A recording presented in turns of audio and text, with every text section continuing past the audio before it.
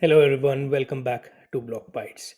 It's time for our weekly news recap, starting with the markets. Everything is in green, as you can see. The markets have been doing really well since past week, since the Bitcoin price started to appreciate. And this week, we see a lot of alt layer ones and DApps that are actually coming up. We see Pancake, and then we have Aave, we have Uniswap. Obviously, Rune has been a leader, well, since the past 2 weeks at least, when it comes to price appreciation. We also see ARB doing well. And surprisingly, we see BitTensor here as well. So that is good news for those who hold BitTensor. Render is gone down, but we'll talk about why that has happened in one of our news items. And of course, Solana finished up with almost 30% of growth this week. All right, let's take a look at the cash flow this week. Let me just expand this a little bit.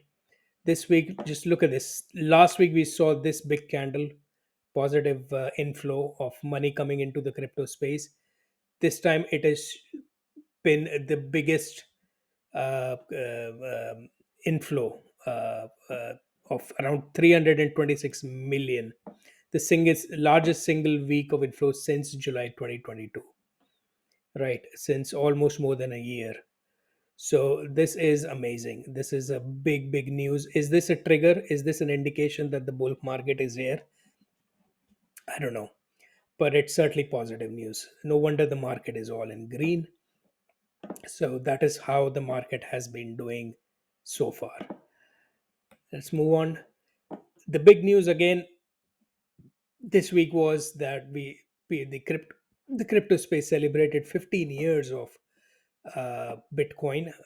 This is exactly 15 years back on October 31st, 2008, when Satoshi came out with the white paper on Bitcoin as a fully peer-to-peer trusted, well, trustless electronic cash system with no trusted third party.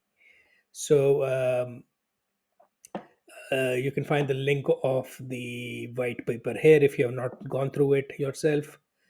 And But that's the interesting thing here, or the important thing to note here is Bitcoin is like a culmination of a bunch of different innovations in computer science and technology, as given here. So you've got DigiCash, you have protocols for publicly key crypto systems. You obviously have Bitcoin, and then you also have BitTorrent. And that I'm sure if you've if you're more than 20 years old, you probably know BitTorrent. That was one of the earliest dis- distributed systems that one could ever use. So I'm sorry I keep clicking on that, but so this been a it's been a good week. And couple it with the positive sentiment in the market, it's been a good week overall. All right, speaking of good news, we have more good news, starting with this one over here.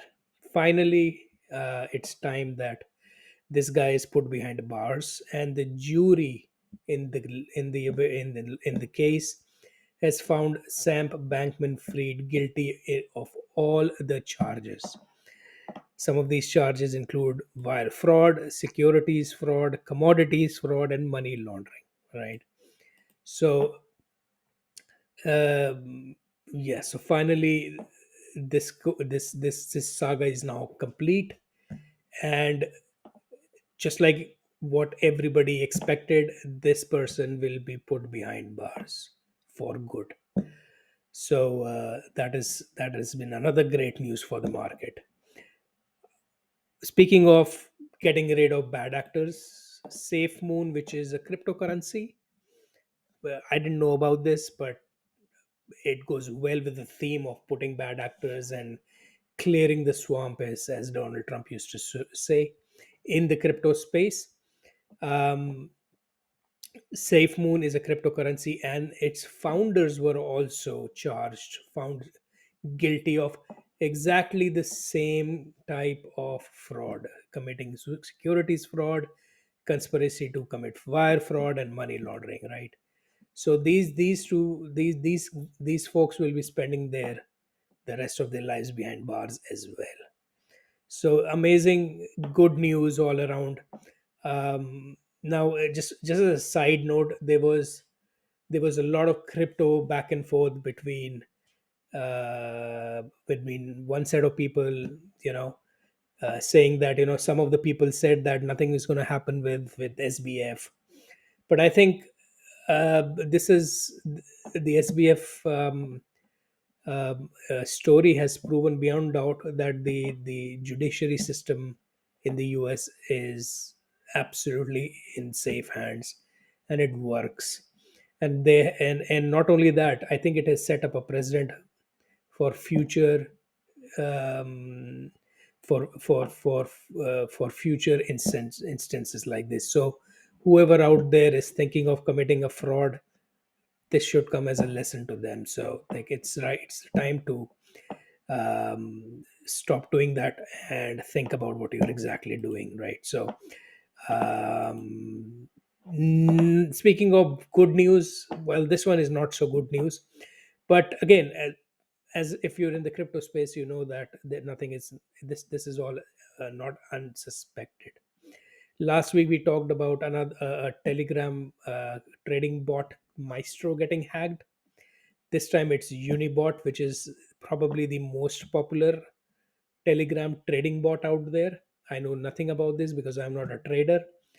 However, 560,000 US dollars worth of meme coins from users were stolen after Unibot changed one of their contracts. So they identified there was some kind of a bug which was exploited, and soon afterwards, obviously, the token fell, and now Unibot is obviously talking about compensating the affected users. It'll be interesting to see if they are able to recover some of these funds. Um, right, so that is yet to be seen. However, if you're using these trading bots, just like Vicky said last time, make sure that you don't keep a lot of capital in your wallets, right? That you're trading using for these trading. Keep only the amount of assets you need. Once you're done with the trade, move those assets off to your cold storage, cold wallet, right? That is trading or investing 101 in crypto. Moving on to yet another positive news, Celestia, which is a data availability blockchain, is live on mainnet now. Now, for those who are new to the modular blockchain thesis, Celestia plays an important part in that thesis. The thesis says that of all the different things that a blockchain is meant to do, you can take and replace, you can basically remove and segregate those tasks to different blockchains, all then working together, so that at the end you've got one blockchain. For instance, if Ethereum is supposed to do data availability and execution and settlement, you can remove execution and focus on layer twos that will take up that load, and then you can use Celestia as data availability, leaving settlement on chain on Ethereum. So instead of having one monolithic chain, Ethereum doing all of these things, you have these different chains then combining together and creating a much more robust and scalable and faster blockchain ecosystem. So that is the modular thesis, and Celestia is a data availability modular blockchain. And this was good news. Celestia has been working for several years now, to the point that some of the people actually had doubts whether this is actually going to go to mainnet anytime in the future, but obviously they've proven those critics wrong here. And yet another feather in the cap for the modular blockchain thesis. So let's go ahead. Yes, so this news was broken, was first revealed a few months back. Palm Network, which is like a specialized NFT marketplace kind of a project where it is IP based, so artists and developers or designers can come in and create their own content, and then use it as a marketplace to trade in it. Has had first initially revealed that instead of being its own chain or an app, I think they want to move to a layer 2, and for that they had chosen Polygon's ZK EVM, and now they have taken the next steps towards moving to the Polygon POS chain. They will be using CDK, which is a roll up framework on top of Polygon, which is created especially for projects like this who want to transition from being an app or a individual chain to a layer 2 on Ethereum. So good job by Polygon CDK. And on this subject, I wanted to show that Palm Network is not the only layer 2 that is actually in the process of migrating to being a layer 2 using Polygon CDK. Here is a list of all the upcoming layer 2s. And if you look at this, all of these, the first four are all polygons, meaning these applications and these layers have, well, Immutable also wants to move to ZK EVM. So all of these chains and application will be moving to ZK rollup on the Polygon ecosystem. Then you have a few optimistic rollup which will use the OP stack, right? And then you have even more. So here's Palm, and obviously you have the 2.0 version of the side chain itself, which is converting from being a side chain, which is what it is currently, to a ZK, a zero knowledge based layer 2 uh, layer chain itself.